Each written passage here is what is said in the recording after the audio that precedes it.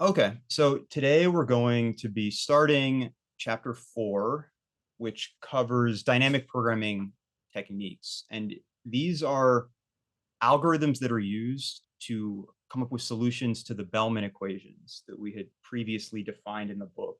So what's shown here in 4.1 and 4.2 are the Bellman optimality equations that we derived in chapter 3. And these are equations that explain the property that a value function would have for an optimal policy, where an optimal policy is one where we maximize this discounted return. Here it's not written out as verbosely. So here, like, we're already writing this in the recursive style. Really what this is the expected value of the discounted sum of all future rewards um, when we you know interact with this environment. And all these environments are these um, Markov decision process environments where there is some dynamics equation, which is it tells you the probability of any transition happening in the environment. So what this means is that under the condition that we take action A in state S, where again these like states and actions are there is a well-defined finite set of these in the environment, then we can in general transition into any state S prime with any reward value R. But what this tells you is the probability of those specific values happen. And if the environment was deterministic, then there would only be a single value of S prime in R that for which this would have a probability of 1. And all the other probabilities would be 0. But this also has the flexibility of defining, a stochastic environment where there could be many transitions possible. For anyone, yeah, asking about the difference in the text. So this is the textbook on the left side, and so you can read. There's a PDF of this. This on the right side is different because these are notes that I've written, and there's some code in here and interactive stuff. So a lot of the information is copied between the two, just so the notes are more clear. But I'll show one or the other, depending on what I'm trying to explain. Yeah. Okay. So all the dynamic programming algorithms are they're all based on exploiting the properties of the Bellman equations, whether it's, the optimality equations here, or what we'll see here in the section on policy evaluation. This is just the Bellman equation for the state value function of a policy. So this was all derived in the previous chapter. So if you want to review that, you can read chapter 3 of the book or look at the recordings we made for chapter 3. But what this is saying is that if we define a policy pi, and again, like what a policy does is it gives you the probability of taking actions given the state you're in. So it's like a mapping of states to actions. And, in just layman's terms, it just tells you what you do when you're in a given situation in the environment. But what we derived in chapter 3 was that once we define a policy, then we can write down this condition on the value function for that policy, where again, the value function is the expected value of the discounted return from a starting state. So, this looks like we have to know all, like, if we expand out this G, right, this is the sum of all future rewards that we would receive from making transitions in the environment. But so it looks like we need this knowledge of like everything going into the future. But what we derived in chapter 3 was this recursive equation for the value function, where we don't actually have to know everything into the future. All we really need to do is look one step into the future, which is this S prime and this R, right? These are all of the possible transitions that we could experience from this state, right? And here, it includes the action here, but we're using the policy to sum over the probability of all actions that we could take. So this is really an evaluation of all of the future transitions that we could see under the policy.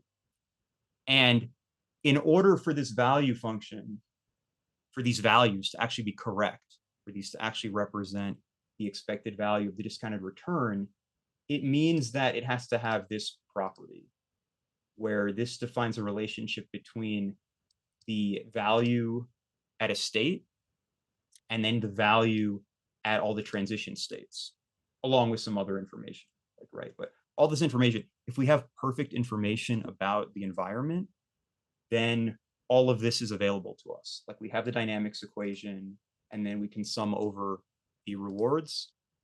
And then we have this information because we're working from a well-defined policy, right? So like the policy is something that we're given here, that we're given to evaluate, which is why this is like policy evaluation, right? We're given a policy and asked to evaluate how it works. So in this case, what the value function is for the policy.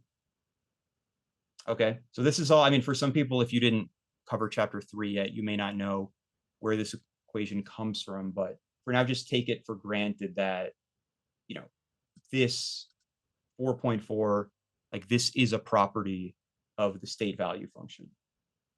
Oh yeah, and of course, gamma is the discount rate. Here we're assuming in general to have continuing processes or environments that don't have terminal states. So we can see these transitions continue on indefinitely into the future.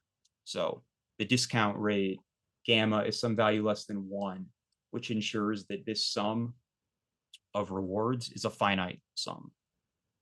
So it doesn't diverge because we're discounting rewards in the future by some power of gamma. So are there any questions so far about this setup?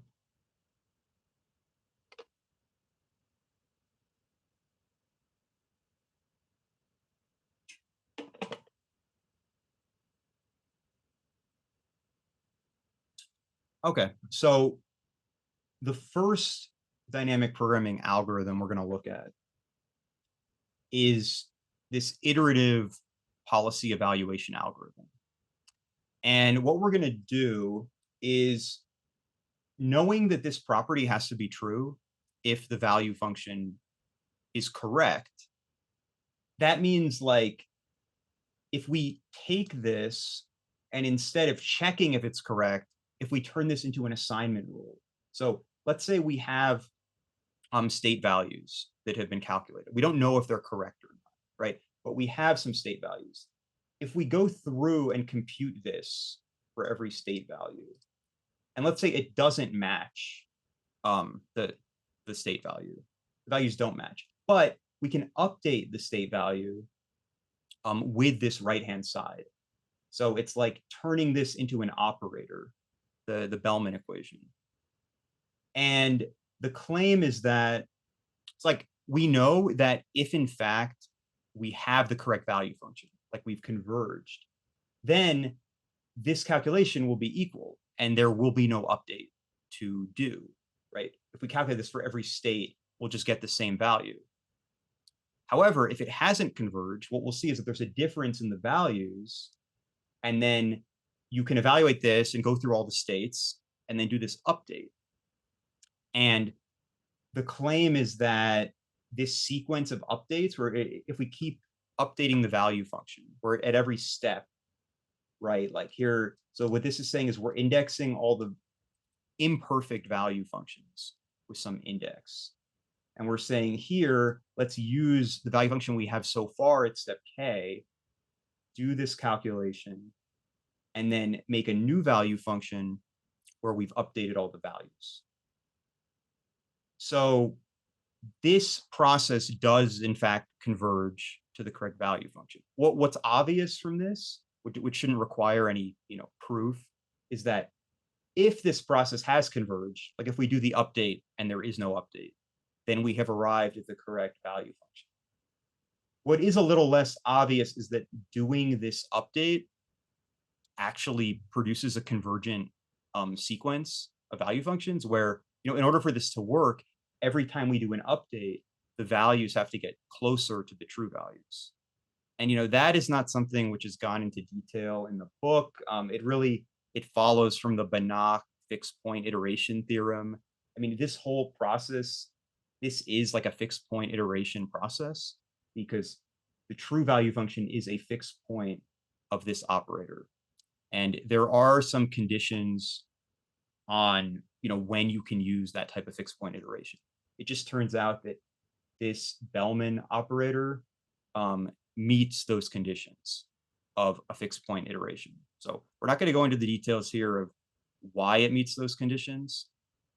You can just take it for granted, or you can read about the theorem separately. But the point is that this will produce a sequence of value functions, and eventually, if the updates are small enough or become non-existent and equals 0, then we have arrived at the correct state value function.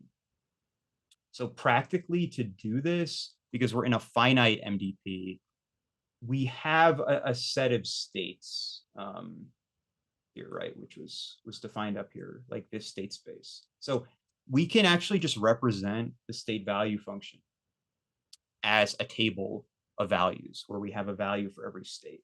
And when we go through this and we iterate through the states, we're just going to be updating that table of values. And then, every sequence of these value functions is just going to be a new table of values. Now, the way it's written here, you have to kind of have two distinct tables where you have your old table and then you build the new table from the old table. And then, you can just swap the two and go on to the next step. Practically, usually we don't maintain two different tables, and we actually just update all the values in place within the same table. So some of the value updates, like if some of these S prime transitions are things that we've already updated once, then there's going to be some new information mixed in with the updates. But it turns out that doing that, like doing all the updates in place, it doesn't actually break any of the properties that allowed this fixed point iteration to converge. So you'll see in these algorithms, like this is the pseudocode for the first policy evaluation algorithm. And we see that we just initialize, we only have one of these things, where here you could think of this as just a table of values. And then we just go through every state. We, then compute this Bellman update using all the S primes and the value estimates that we have so far, and then replace that value in the table. And this termination condition is just saying that, we keep track, we go through all of the states and we keep track of the largest value change that we see. And when the largest value change is less than some threshold, then we terminate the process, right? It doesn't have to be 0 necessarily. We always have, numerical noise in this process, because we're dealing with floating point numbers usually. We don't have exact values. So, this threshold is just, as long as we don't get updates that are within the numerical noise that we could have, then we can be satisfied that the process has converged. I have it. Oh, yes, Evelyn? Are there any heuristics or best practices for picking the initial values? So, I mean, it depends on the problem. Usually they would just be initialized at 0. So it doesn't matter what the initial values are. Like, you can't pick initial values that will actually break the convergence of this. If you pick values that are close to the true values, it's better. But usually it's just initialized at 0, which is kind of, usually seen as neutral. But yeah, I don't know, there might be some examples later of changing that value initialization. But certainly changing it can affect how long it takes to converge. But it's usually not something you worry about too much, at least with the finite MDPs like this, because like this has really strong convergence properties. So you don't have to worry as much about initialization. But here I have, so actually all the code in this section, I actually have a different implementation of this that I redid later. Here, this is like very verbose. And because of how this is written, notice like in the full algorithm, we're using the full dynamics equation here, where this is like a 4-argument function.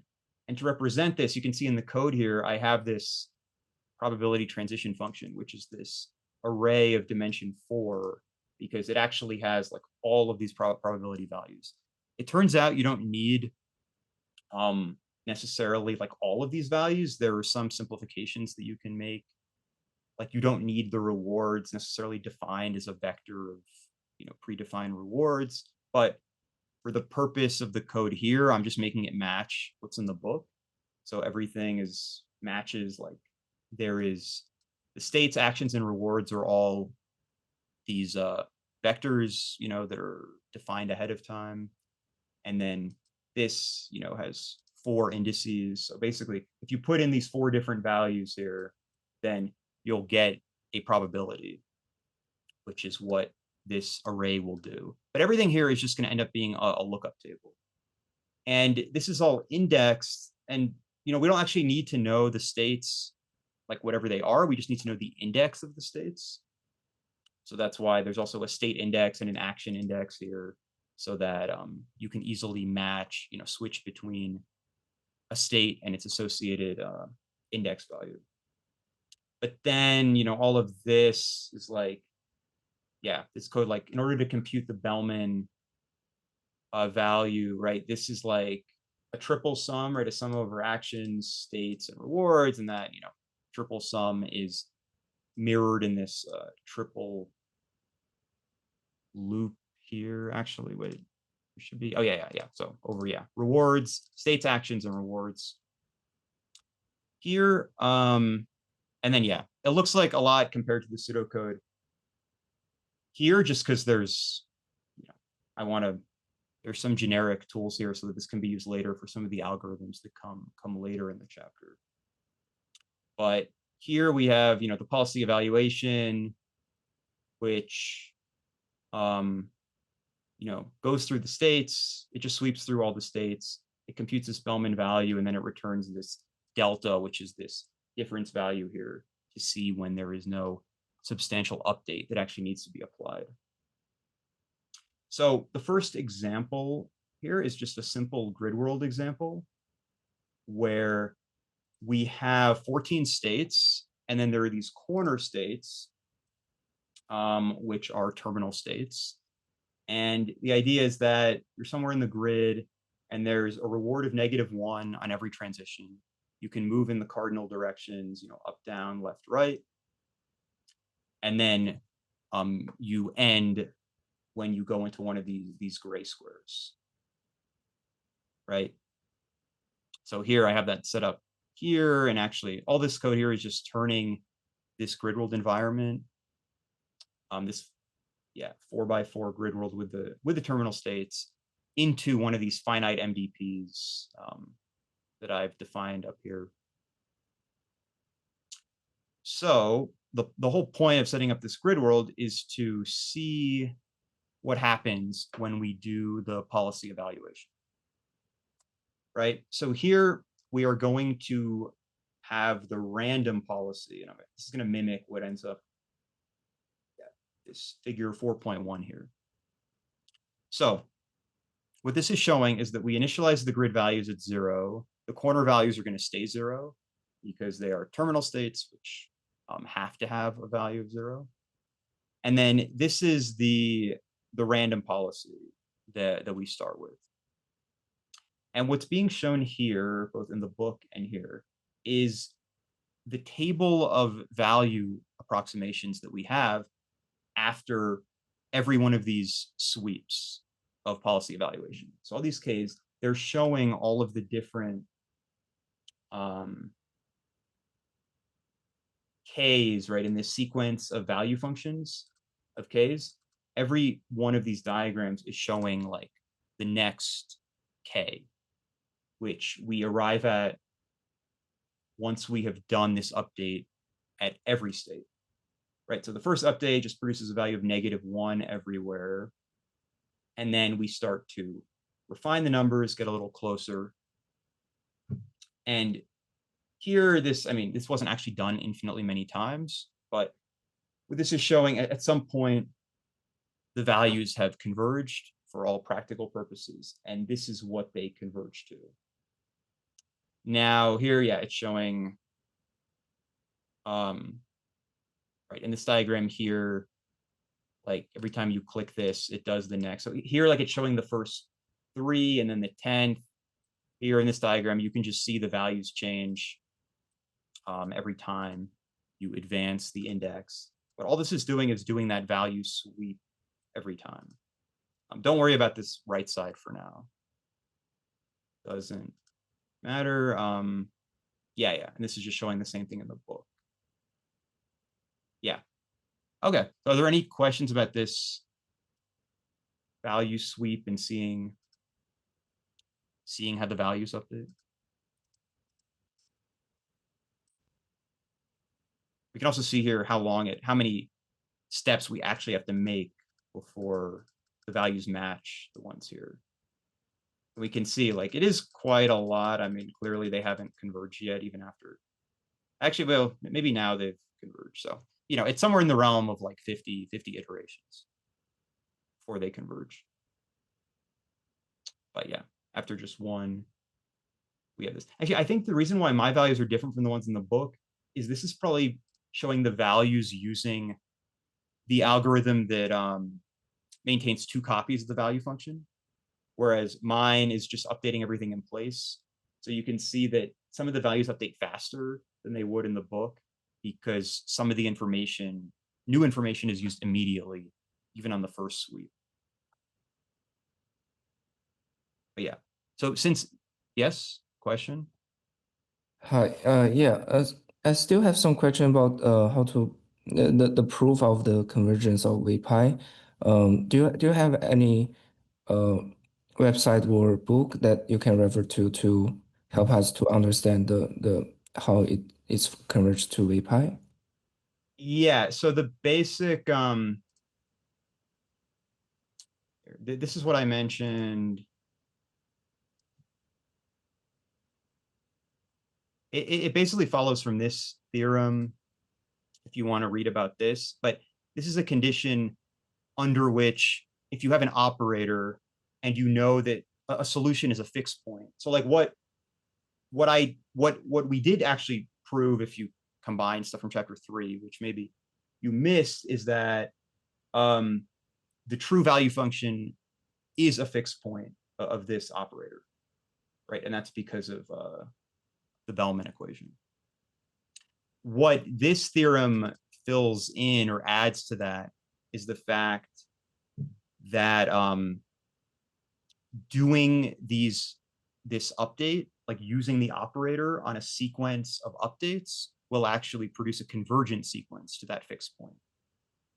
And in order for it to converge, you need this mapping has to be a contraction mapping, which is defined in more detail here. But really, like the crux of the argument is that the Bellman operator is a contraction mapping. So it ends up producing the convergence. But yeah, other than that, I don't want to go into too much more detail than that. But yeah, this should be, yeah, you can read this. And then from here, you have to prove that this Bellman operator is a contraction mapping. So there's a few steps, but. Yeah. Okay, thanks.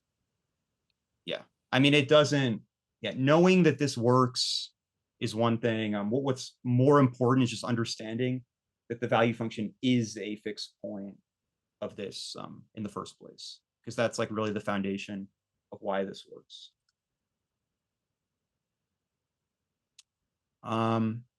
Okay, great. So we have this example. We see the values updating. We can look at, let's look quickly at the first couple of exercises here, because they just check some of the understanding of how this works. So the first exercise is, this is a random policy.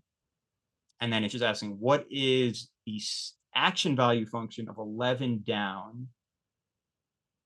So this follows from like the definition of the action value is just the expected return from state 11 if we take the down action. And this is sort of a trivial question. It's pretty obvious, or I'm like actually showing the answer at the bottom here. But does anyone? Yeah, I mean, I could just tell you. So because the reward is -1 on all transitions, and this is a terminal state, this is trivial because we just have the reward of -1 for making the transition down. And then there are no further transitions after this. So the value of this is just -1 for the single transition. The next question is then, what is Q7 down? And this is combining a little bit of the recursive property of the value function.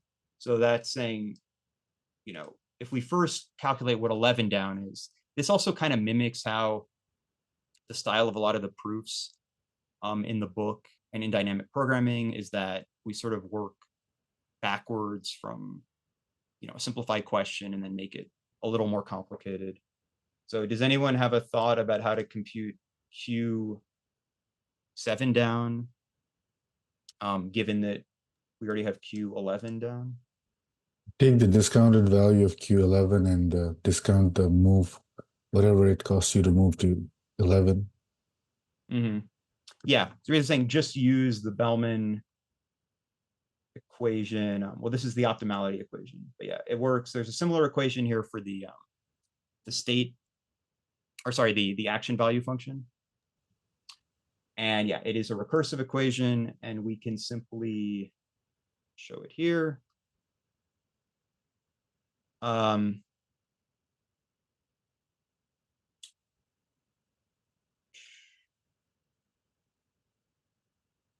Oh yeah, sorry. So we have, yeah, we in general want to use the actual value, the state value at state 11, right? That luckily was already given to us in this diagram here, right, where it's converged. So the state value of this is -14. And then if we want to compute the value of being in here and taking the down action, it's just, you know, -1 plus that, or -15. We don't actually have to do any discounting because this is a episodic process, and we're assuming there's no discount right here. But yeah, this is just using yeah, the connection between the state value, right? Because when we do 7 down, there's only one state that we have to consider for the future value. Okay, now this exercise 4.2 is a little more complicated. So it's saying, suppose we add a new state 15 just below state 13. And we still have the same actions. And if we are in state 15 and we go either up, down, left, right, we end up in either 12, 13, 14, or 15 again, if we try to go down from state 15. So that's the first part. And that we also can't go into the state. Yeah, it says assume this, yeah, the transitions from original states are unchanged. What then is V15 down? And this, again, you can get this answer. So the idea is like we can't ever re-enter state 15. So none of these other values should be affected by it, the ones we already have. So all we have to do to compute this is we have to just apply the Bellman equation to state 15, where we have -1 for the step we take, and then this 1/4 chance of going into all the transition states, which are here.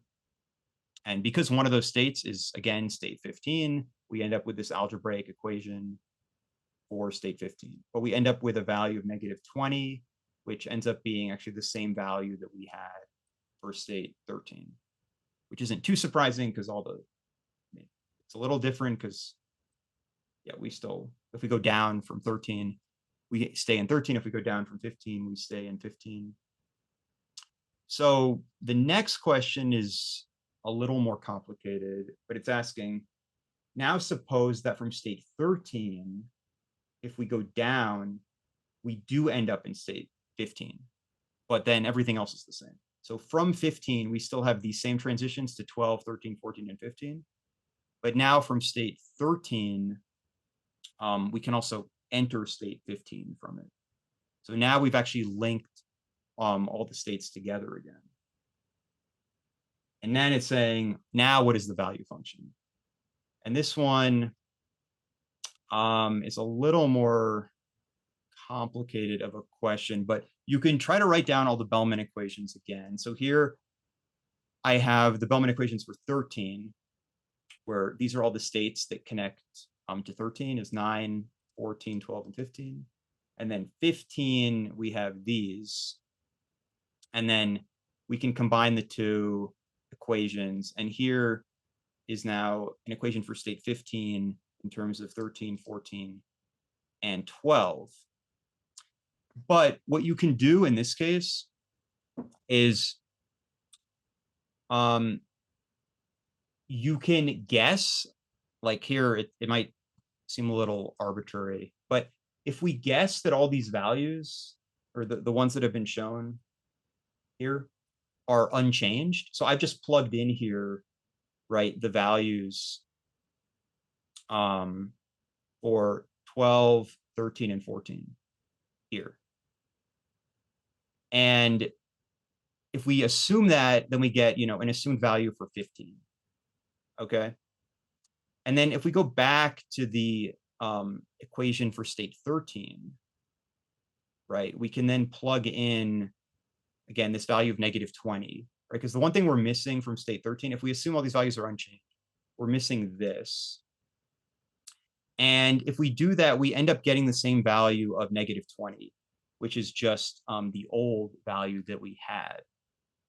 So actually doing this is kind of similar to what you do in iterative policy evaluation, which is we have some existing estimates. Like here, we can take these values as the estimates, and then we can perform the Bellman update here for this new situation with state 15.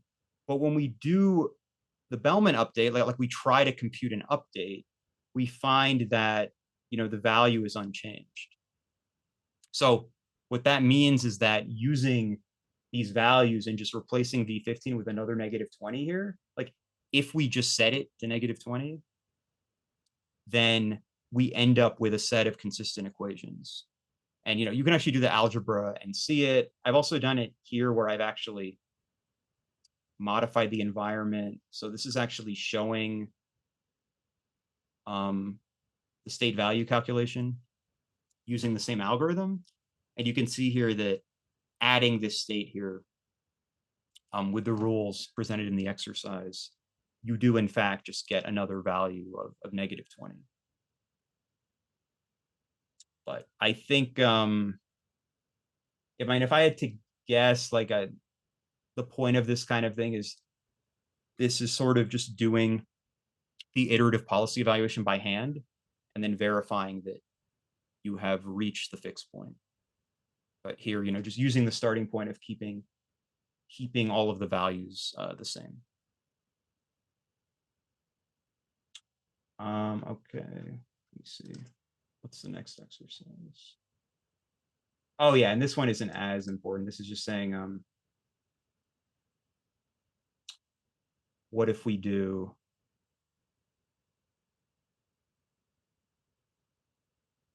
write down these equations for the state. So if you want to do iterative policy evaluation with the action value function, you just have to use the Bellman equation for the action values, which we had gotten from chapter 3. And you can see them written out here. So here we're showing this is the policy iteration update for the state value function in the book. And then this is the version for the state action value function. The main difference here is where the expected sum over the policy actions happen. For the state value function, it's on the outside here of the sum. And for the action value function, right, we actually have to compute it at the transition state. for like once we know all the different possible transition states, we have to then look at all of the action probabilities from the transition states. Whereas the first part with the reward here actually doesn't depend on the policy. And that makes sense because with the action value function, the first action we take is nothing to do with the policy. It's something predefined as this A. So this part of the equation represents the immediate reward we get, and that immediate reward doesn't have any dependence on the policy. And then the policy comes into play here.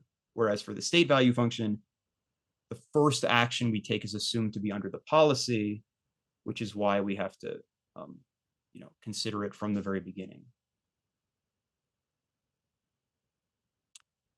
Yeah, so that concludes the section on policy evaluation. And now the next step is on policy improvement, which is actually how we solve these MDPs and compute optimal policies, which is the entire goal of reinforcement learning. But it really depends on all the understanding of how all of this stuff works, and the policy evaluation, and how we have this sequence of value function approximations. So are there any questions about policy evaluation before we move on to policy improvement?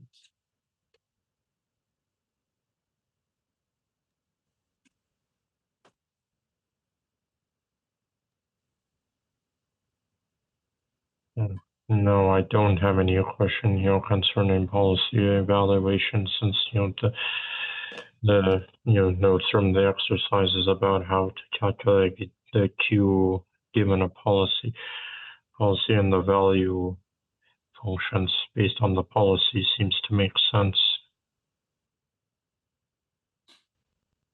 Okay, well, if anything comes up later, feel free to interrupt. So, okay, so now we're going to get to policy improvement and the policy improvement theorem, which is the justification for why all of these techniques work. So we know that, right, we've already shown how we can start with a policy pi, and then we can calculate the value function for that policy.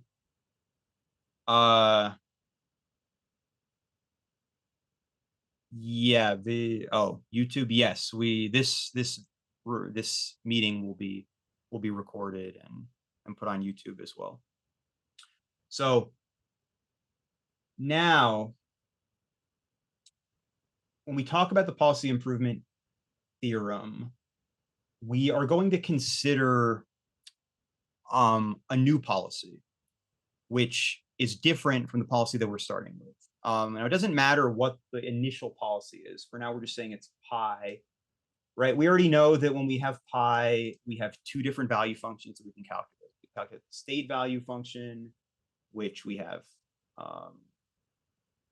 which we already had earlier. And then, right, this is the action value function, where we have the expected value of the return when we, right, define not only the starting state, but also the starting action. So what the policy improvement theorem says is that if we consider a new policy, pi prime, and for simplicity, we're just going to say it's a deterministic policy, pi prime. So when we write down pi prime of S, right, like normally in the past, we've written like this form of a policy function, right? This is like a probability distribution over actions, pi A given S. If we just write it like this, it means that we're just mapping the state to an action. Like it's just deterministic. The probability is 1. So instead of writing down the probabilities, we're just going to write down the action that it maps to. So now we have these two policies, and we're going to say that this new policy pi prime, there is something that we know about it, or we're going to construct it in a way where this is true. And what is true is that if we look at a state and we look at the action value of taking the action according to pi prime, this value is at least as good, if not better, than the state value function of the policy. And right here, this q pi, this is the action value function, but of the original policy, right? Like both of these are the value function of the original policy.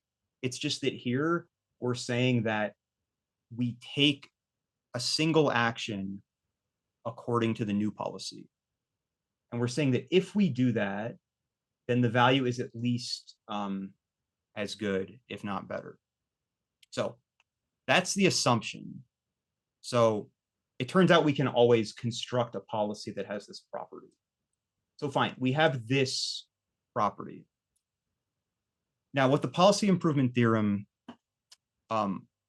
claims is that if this is true, if pi prime has this property, then it means that we can say that the state value function of the new policy is actually better, equal or better to the old state value function at every state. In other words, following the new policy produces higher state values. So it's like, this is the assumption about the modified policy, and this is the claim made in the theorem that, you know, right here, this is the state value function of the original policy, and here what we're saying is now better is the state value function of the new policy. And this, of course, yeah, both of these statements are true, you know, at all states in the environment. So before we get into proving it, looking at it, I just want to make sure there's no questions about, you know, what the theorem is actually claiming, what the assumptions are. So when we pick an action, are we assuming we're in a deterministic world now? The environment does not have to be deterministic. The comment earlier was that the policy, at least pi prime, is deterministic. Okay. Yeah. That's just so like we can write.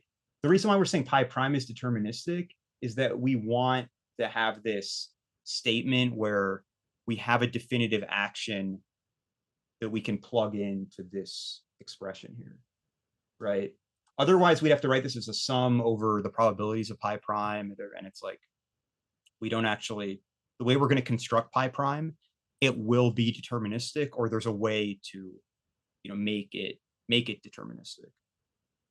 At the very least, where this value here is a single value that we're looking at when we take actions according to pi prime.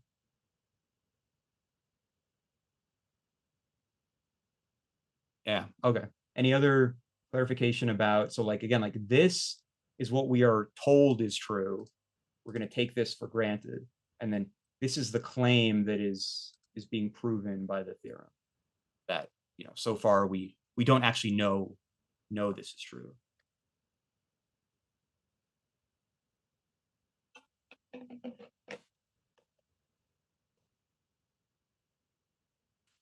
Okay, so in the book, there is this proof written out, which the idea is here, right? This is starting with the premise here.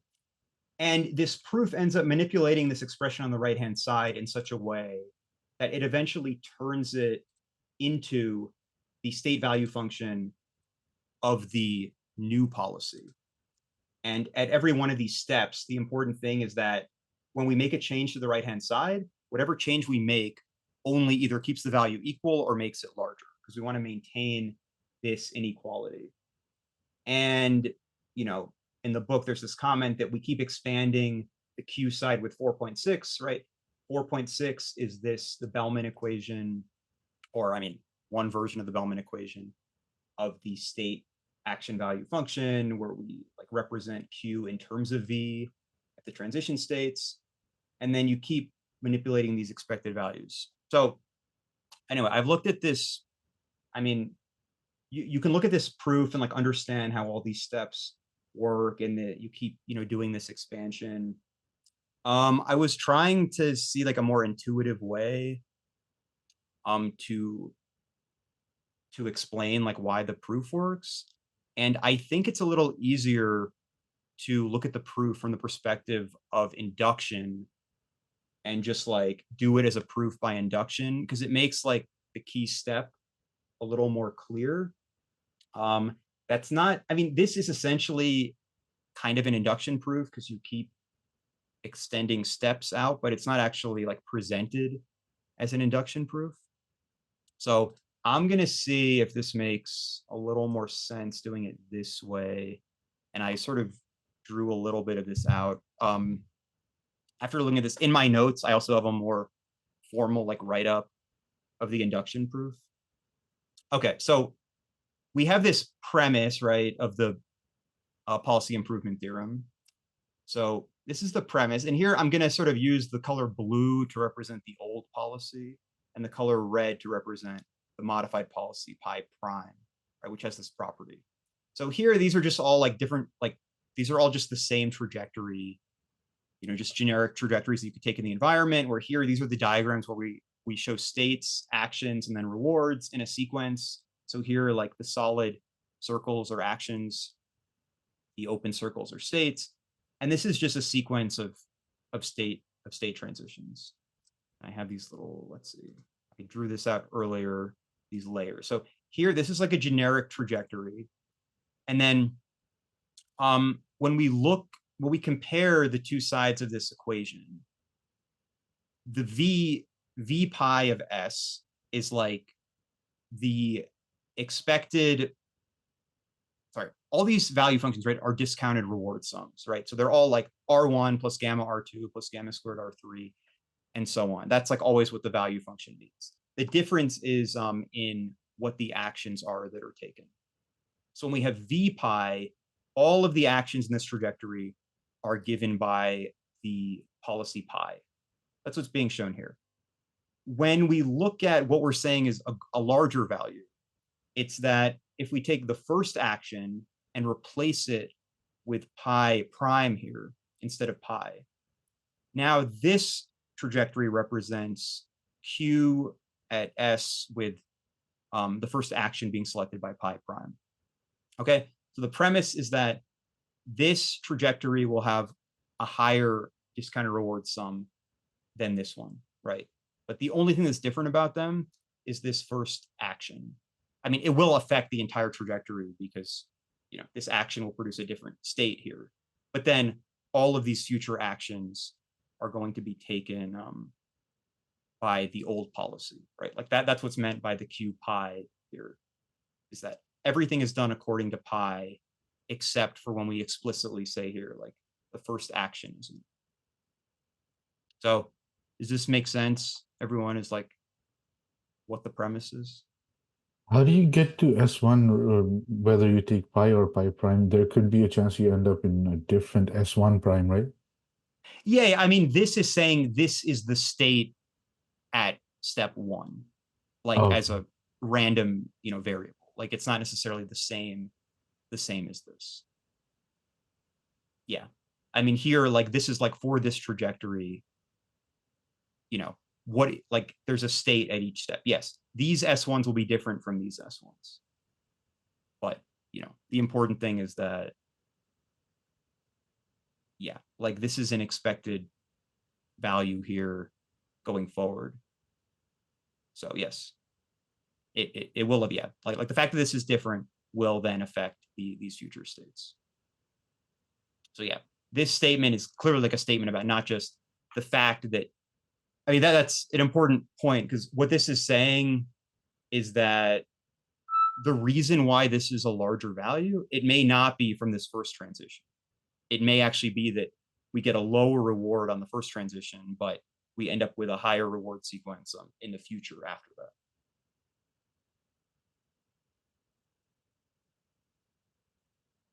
So in a way, you're doing some exploration. Well, I mean, this is it's not really exploration because we already know what like pi, like we're assuming we have a pi prime such that this is true, has this property. Like, I mean, whatever it does, whatever its result on the trajectory is something that is an improvement. Okay. But this is only doing it once. Okay, so is that it for this one? Yeah. Okay, so then if you're not familiar with induction, it's a pretty simple way to prove things. The idea is you have a premise, but it's a premise with a numerical index. So it's like a statement about something that's true, but the statement has a number to it, which will become more clear later. And in induction, what you do is you want to show that this premise is true for all n. So like all of the cases of the premise are true. And in order to do that, first you prove the premise is true for some base case. It could be 0, it could be 1, whatever, b. And you prove this explicitly. And then you prove that if you assume that premise k is true, then you can prove that premise k plus 1 is also true. So like starting from here, you can get to here. Okay, so in order to apply induction to the policy improvement theorem, I'm going to take the premise to be the claim that if we take the first n actions according to the modified policy, then it produces a higher return than taking no actions according to pi prime.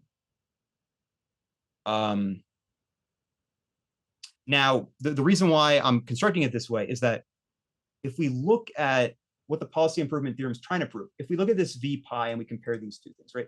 This is saying we follow policy pi from a state. This is saying we follow policy pi prime from a state, and that's better. If you look at the induction statement, if I can show that this premise is true for n, for all n, going in the limit of n goes to infinity, then I am proving the policy improvement theorem, because what this is saying is that we take actions according to pi prime forever, so for all n. And then here I've written out, this is like what the premise is written out more formally, but here, this is the expected value of the return starting at s. And what this is saying here is that the action 0, 1, 2 up to n minus 1 follow pi prime. And then the actions n, n plus 1 out to infinity follow pi. Okay, so the premise is like, and that this expected value is then greater than this. Right, so clearly if we extend n out to infinity, then we're taking all of the actions according to pi prime, and then we have, arrived at the, equation 4.8. So does this make sense to people that I'm like saying, like if p is 1, it means taking one action by pi prime is an improvement. And then 2 is like 2 actions, 3, and then we just go up. And eventually, as n goes to infinity, then we're just taking all actions according to pi prime. Does that make sense?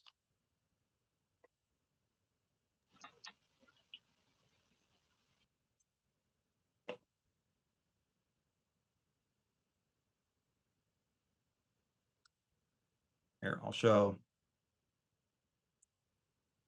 So what I'm gonna show here, like this first thing. Oh yeah, sorry. So the first part is that if I use the base case of b is equal to 1, right? What does that mean? It means that the first action we take is according to pi prime. Now, if you go back to here, what I've already shown, that's exactly what the premise is, right? Like the premise is that if we take the first action according to pi prime, then we have a higher value. So actually the base case of the induction premise is already proven from this equation 4.7. But does everyone see that? This literally just means we use pi prime a single time at the beginning.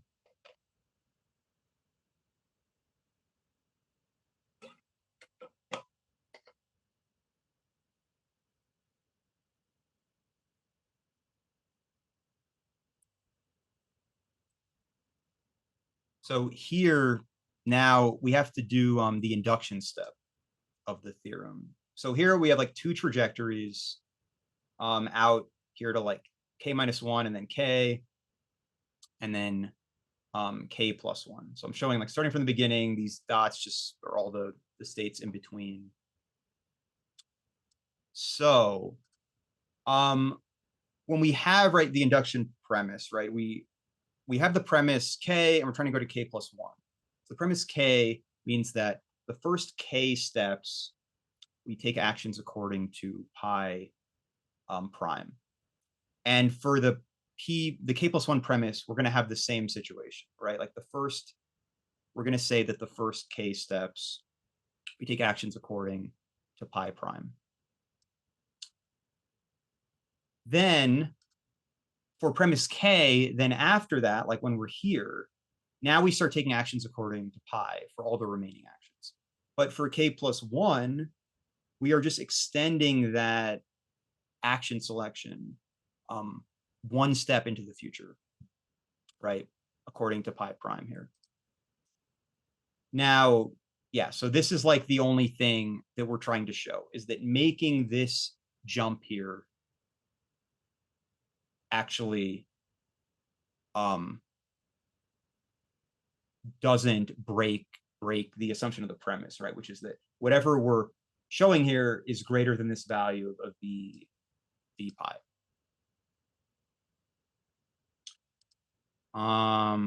Okay, so right, we have the two premises. Now, because this history is shared, there's some discounted sum that leads up to this point, right?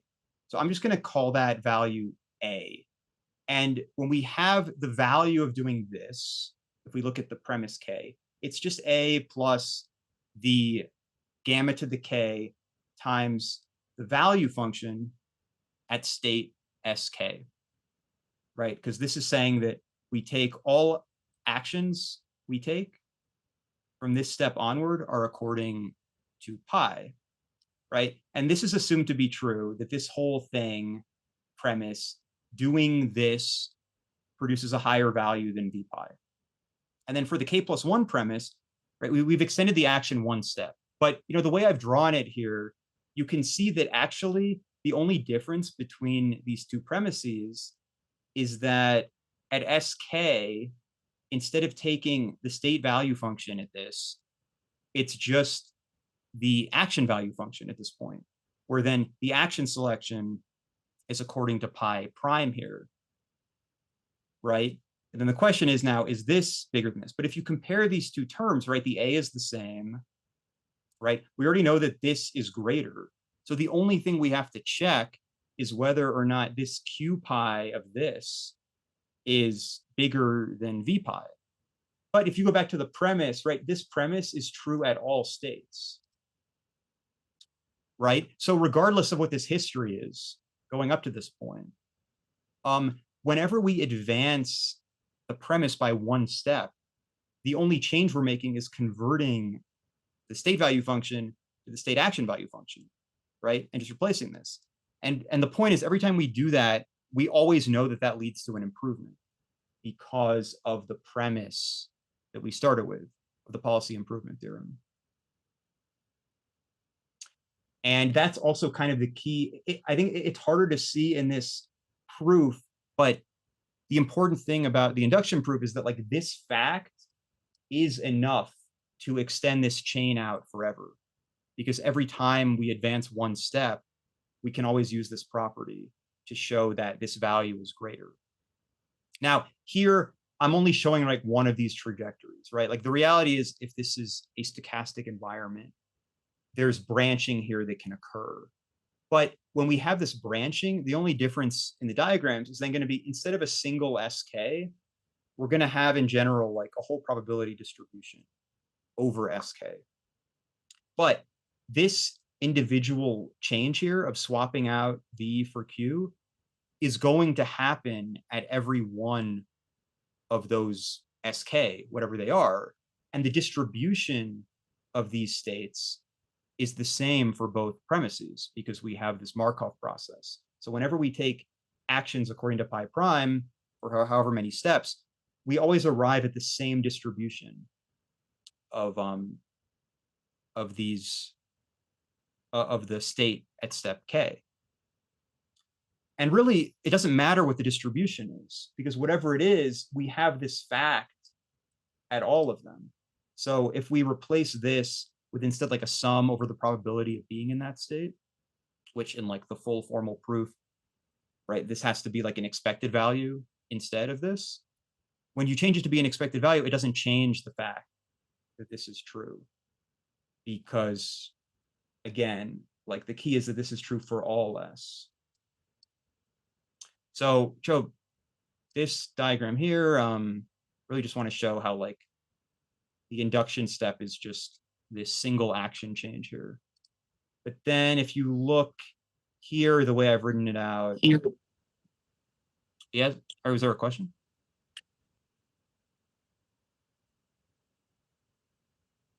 No?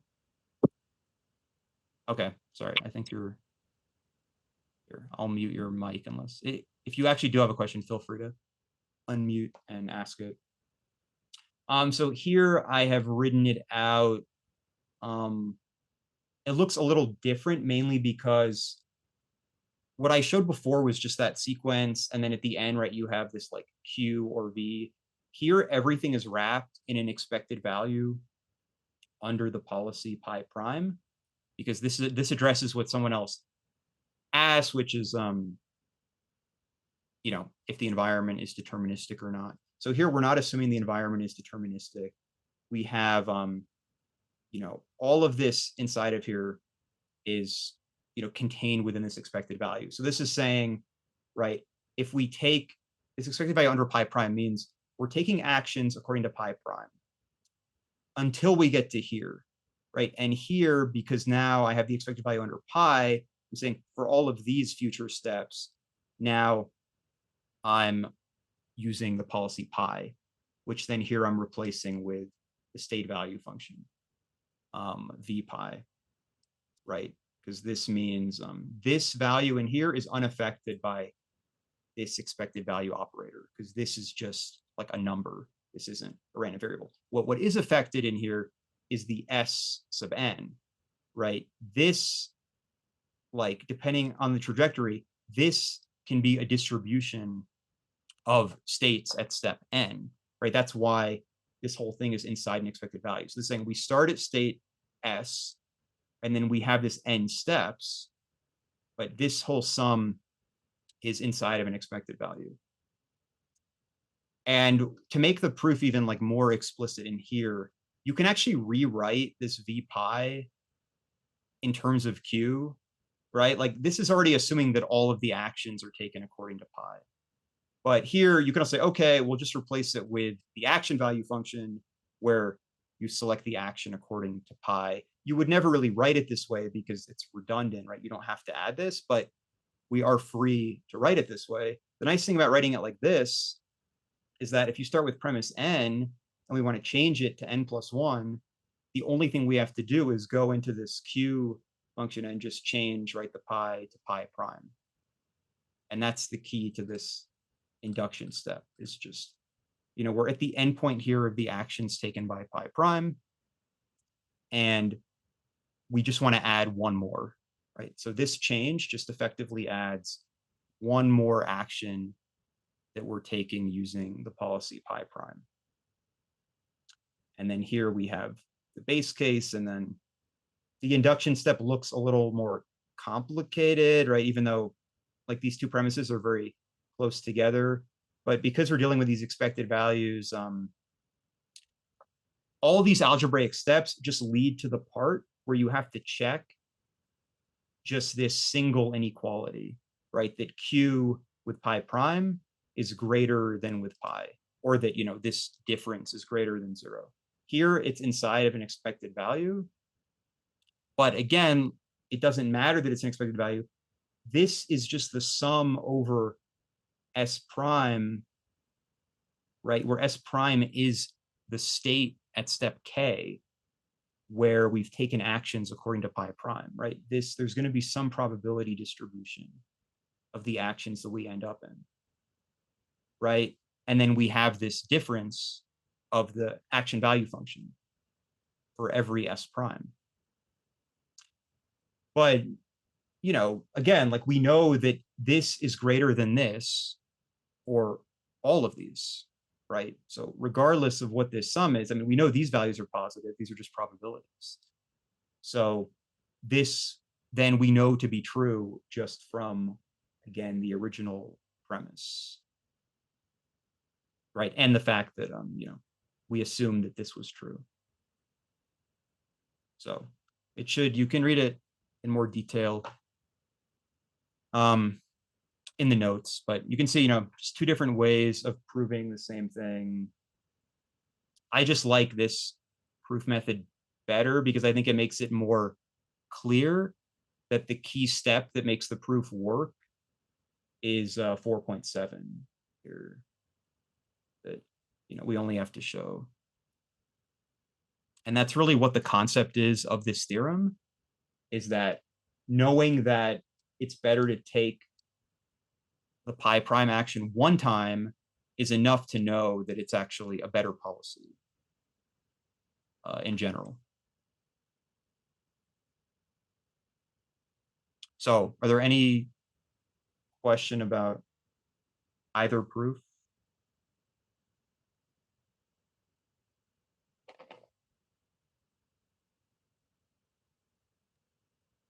Okay. Well, the base case makes sense as the expectation of the reward of the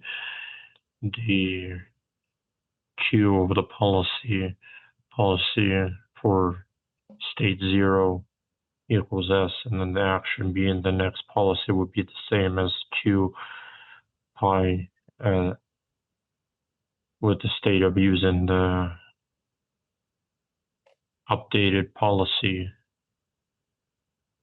But then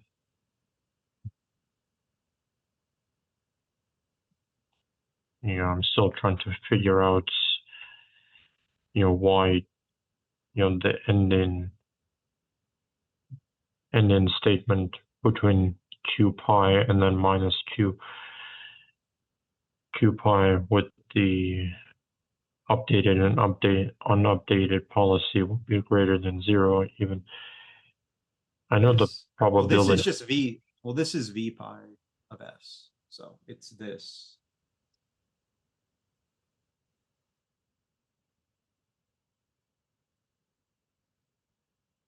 I wrote it out this way just when it's easy to see the difference between the two, right? But if you plug in the original policy in the Q pi, right, this is the same as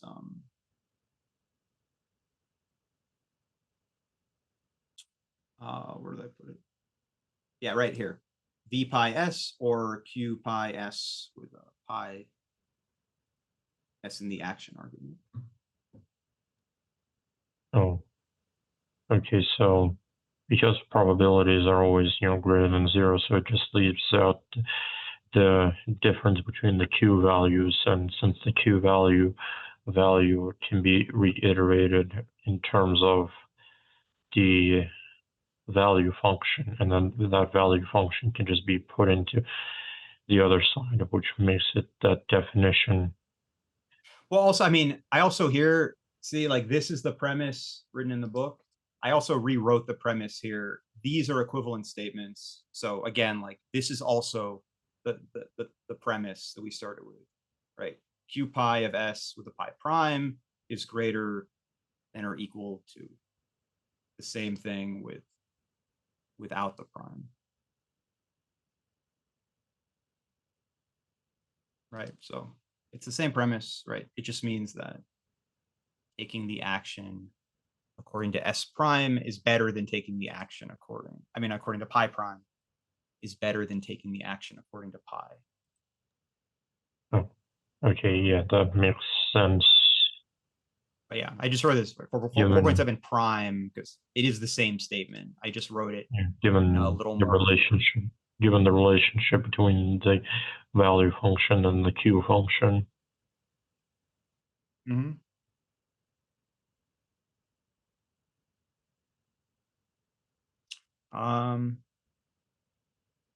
Yeah. So it's just a different way of seeing the same thing, which is in the book. But again, like the method in the book just ends up transforming this expression into the value function according to pi prime. But it's the same concept actually, because this sequence of steps is just extending right, the actions of pi prime by 1 every time. So until we get to all of them being by pi prime. So, but I think it naturally works out as a induction statement. But yeah, I mean, you can also write it. Yeah, I think what you've shared in the chat should just be the same. Yeah, it's the same as the proof in the book, because yeah, you're just separating out the expected value. I mean, you can always separate an expected value as a sum, but yeah, you also do the same thing where you manipulate the right-hand side to turn it into the value function of s of pi prime. Yeah. Can just turn the st to st plus 1, and then you can use the total expectation law to unwrap the outer expectation and only keep the inside one. Mm-hmm. Yeah. I mean, whatever the method, they're all different ways of manipulating the expected value. I guess in the book they don't ever explicitly write out an expected value with the sum over probabilities like you've written here, but I believe that the actual concept is the same, where you keep right, maintaining the inequality as you change the expression. Yeah, sure. So no, it's good. Yeah, this works fine. I just I don't know. It depends on your preference. I like the I like seeing, I guess, that the induction step works because of this being true at all of the states. So then, like, regardless, I mean, it ends up being the same thing here, right? Like, the reason why these expected values you can do this right with here, like this replacement, is because again, like this is true at all of the states. So it's the same thing here. It's just that you're not doing it explicitly as an induction proof, but I think essentially this, like the spirit of this is an induction proof. Okay, so then the point is that we can actually construct a policy pi prime that has this property that we care about, right? So like if we start with the action value function of pi, like how do we construct a policy pi prime with this property? Well, it's pretty easy. We just look at all of the actions and we select the action which has the highest value, right? Because this will always exceed anything that the state value is, right? Like the state value can never exceed the highest action value here. So, right, and if we follow proper, well, no, I'll just leave it there. And again, if we don't have the state action value, right, we can also express this in terms of the state value here. We do have to know, again, the full dynamics equation written out here. But this is showing how if we have V pi, we can actually construct a policy pi prime that has this property. that we care about. Right? Does this make sense to everyone? How if we pick pi prime according to this, then yeah, it satisfies 4.7.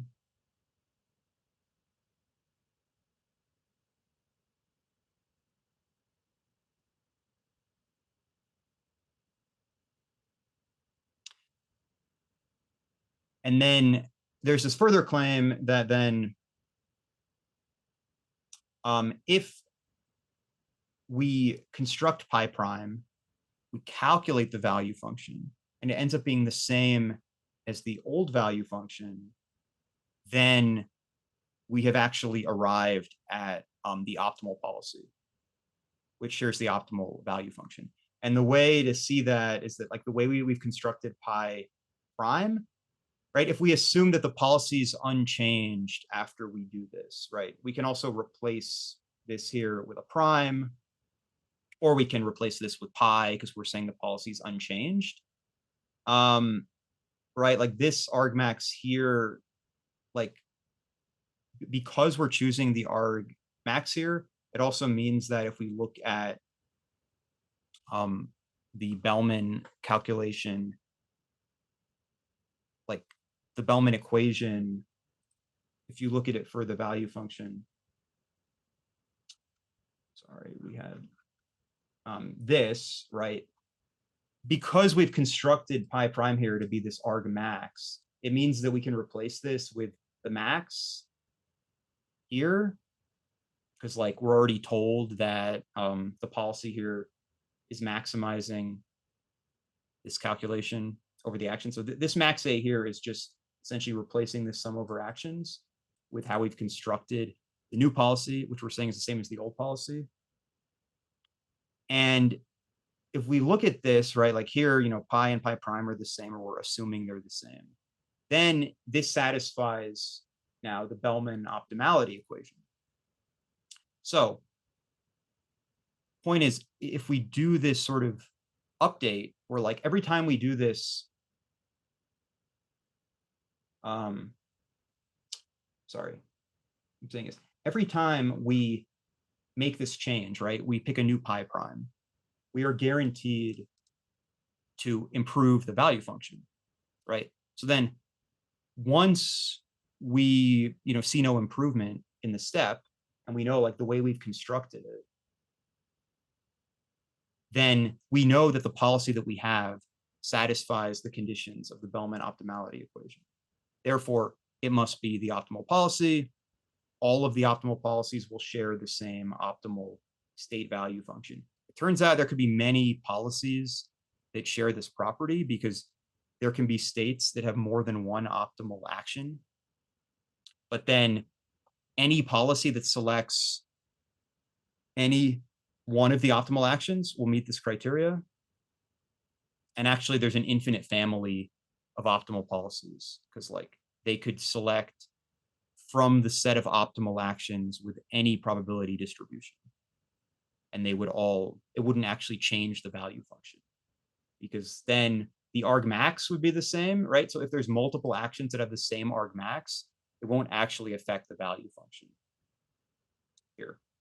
It'll all be the same, even though like the actions could, in theory, be different, or, you know, we could select some half the time, the others half the time, but they would all still share the same value here for the argmax.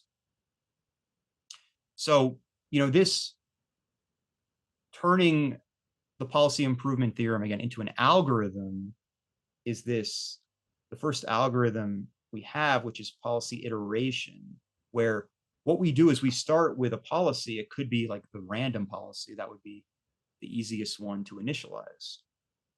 Then we evaluate that policy and we get, you know, the value function for that policy, which is what we showed right here with the grid world example, where at the bottom here, we have the value function for this policy.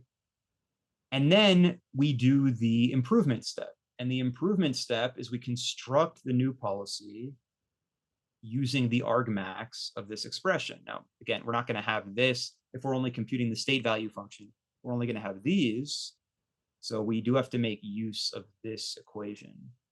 But then we can use this to figure out the argmax at every state and then construct our new policy.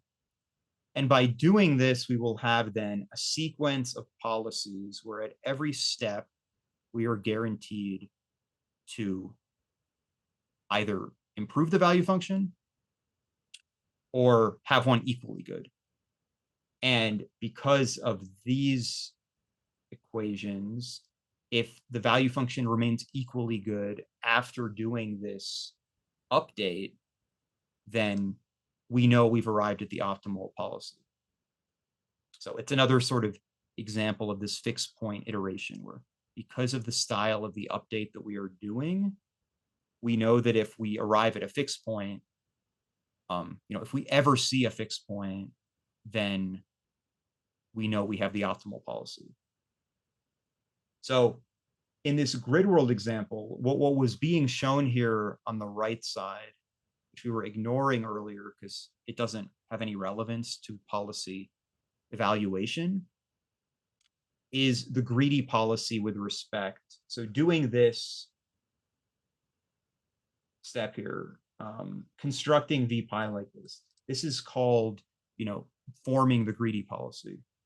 Greedy because we just look at what appears to be the best value. It's greedy with respect to the action value function. So here, when we start out, if we just have a uniformly, 0 state value function, there, like the greedy policy, everything appears equally good. And then when we start getting closer or getting the actual value function, then the greedy policy is different from the random policy, right? This is basically selecting actions that take us in general to higher value states. It turns out in this grid world example that if we compute the state value function for the random policy, and then we compute the greedy policy from that, this is already the optimal policy. So basically, this finds the optimal policy after one step of policy iteration. This won't necessarily be true in general, but it is worth noting that sometimes you only have to do this for one step. And actually, what's also being shown in this diagram is that even prior to the values converging, so here, these are not the correct state values. However, the greedy policy with respect to these incorrect state values is already the optimal policy. So we don't even necessarily need to converge to the true values to do this. Of course, it's not guaranteed. The policy improvement theorem is only guaranteed if we have the true values. But yeah, there's some other properties where even if we don't actually need to always wait for these to converge fully, to already have an improved policy, or even, in this case, a policy that's actually optimal. And yeah, the actual pseudocode for doing this policy iteration is pretty simple, right? We already have the policy evaluation pseudocode, which is here. So what's being shown here is to actually do this to convergence. And then here we, form the updated policy. Again, using that expression. Where's the expression, right? Using this expression to figure out. So we compute, right? This is really computing the state action values using the converge value function. We update this. And then this is saying, if the policy is stable, then we're done. So, right, if we actually don't see any change in the policy, I believe there is an exercise. Let me see, what is the next? Oh yeah, so this exercise has to do with this 4.4. So it says policy iteration algorithm on page 80 has a subtle bug that it may never terminate if the policy continually switches between 2 or more policies that are equally good. in this case, because the argmax here, there could be more than one action with the same argmax. This is okay for pedagogy, but not for actual use. Modify the pseudocode so that convergence is guaranteed. So, does anyone have any idea of what we could change about this so that we don't only have this, policy stable condition check?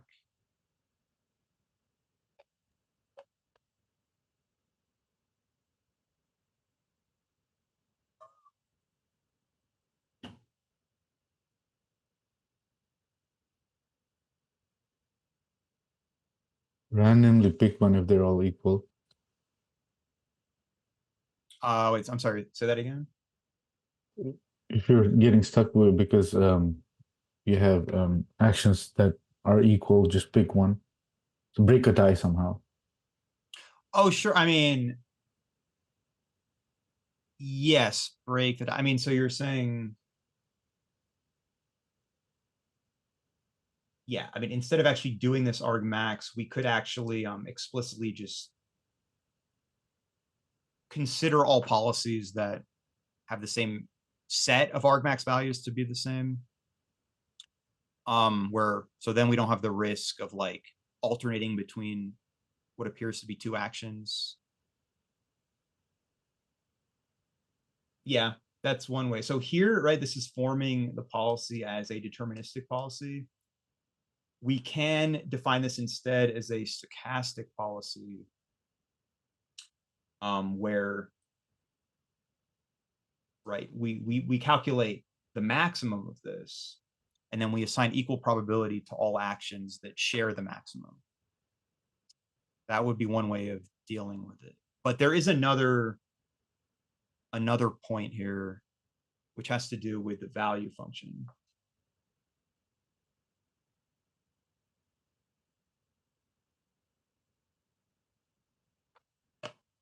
Anyone, any idea about that?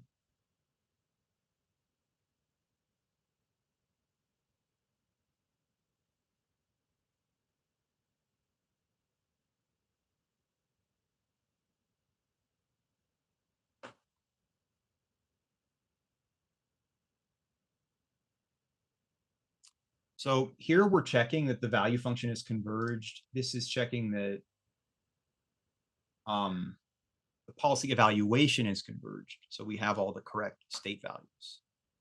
But remember that the optimal policy, or all of the optimal policies, share the same optimal value function. So another check that we could do is we could save a copy of what so far we've seen as the best value function. And then when we do this, we could compute this delta for policy evaluation. But then once this is converged, we can then compare the new policy to the previous best policy. And if the value function itself is the same, then we also know the process is converged. And that is maybe a better way to check if this is converged. We could use both criteria, or if either criteria is triggered, then we terminate policy iteration. But, right, because V star is going to be the same, shouldn't change even if we are switching between two equally good policies or more, then that's another, we can just check this actual V between the outer loop steps. Oh, does that make sense?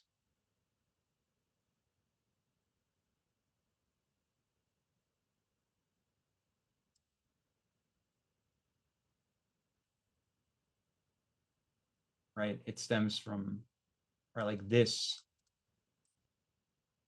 Yeah, because this is taking the max, right? Even if multiple actions, they all share the same value. So this V star will be the same, regardless of the family of policies.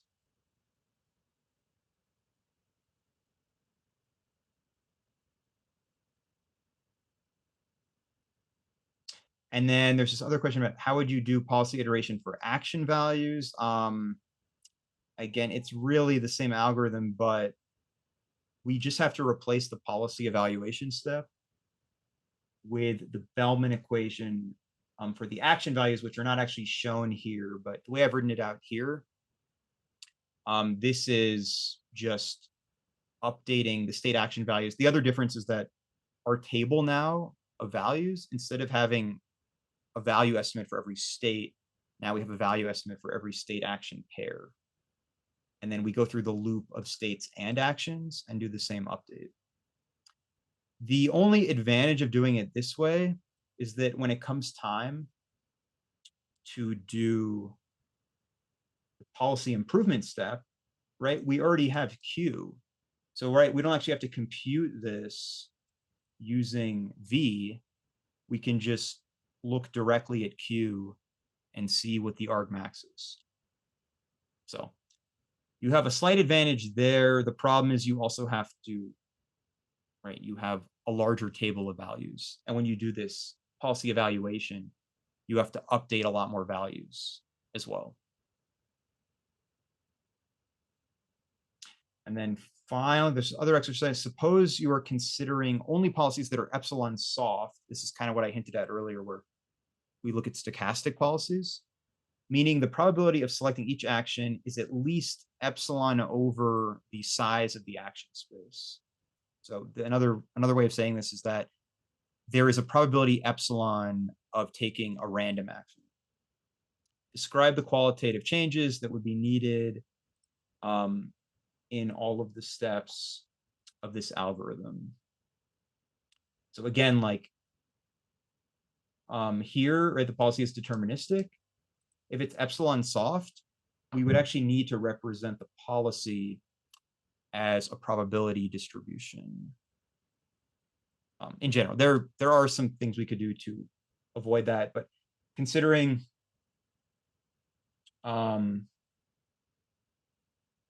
yeah, we have to compute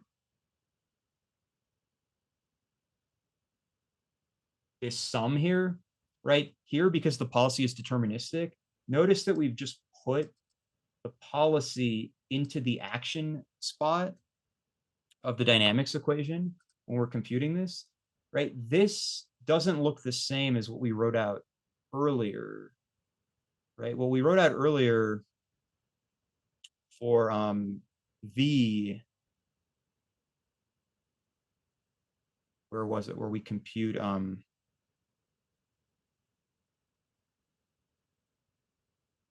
oh yeah, so here, right, the argmax here, right? This is sort of